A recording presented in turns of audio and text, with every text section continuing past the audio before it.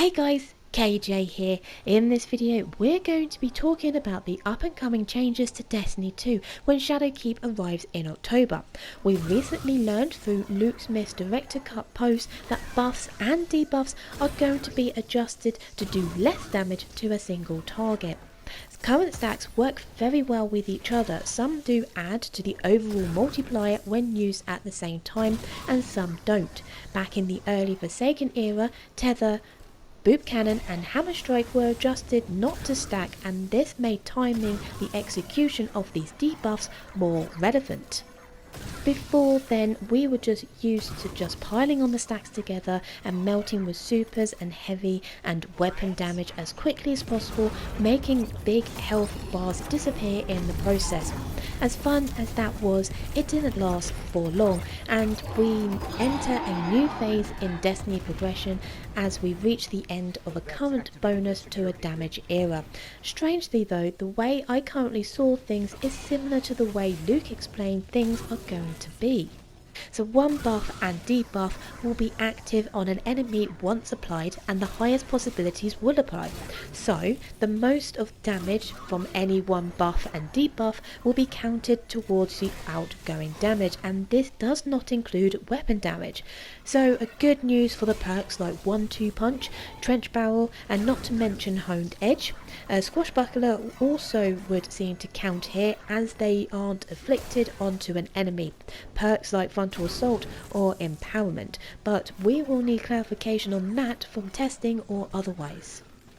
I think what Luke was trying to focus on here was that the Well of Radiance, and yes, he spoke about the Well often, offers far too much of an advantage as a base to build on other stacks onto it, which made them making future bosses or encounters harder due to the power scaling. So moving forward, expect not to be hitting max 999,999 DPS numbers as often, or not at all.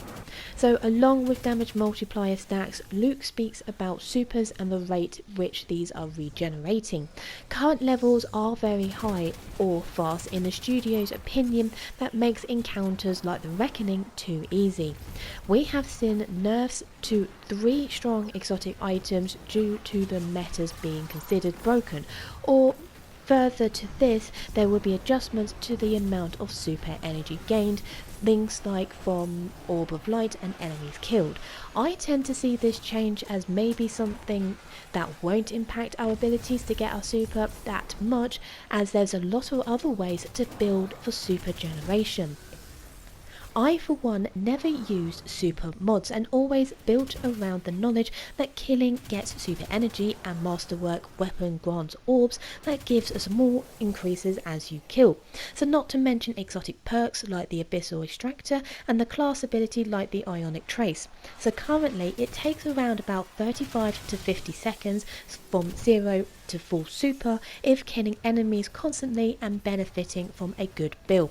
So I am not concerned about these changes, but will of course test them out to their limits as soon as this is released. So what do you guys think about the up and coming changes to the super regeneration and the damage multiplier stacks? Let me know in the comments below. Well, I hope this video has helped. If it has, then please let me know by hitting that like button, and don't forget to subscribe to the channel for further content. Anyway, that is it from me, so take care guys, bye bye.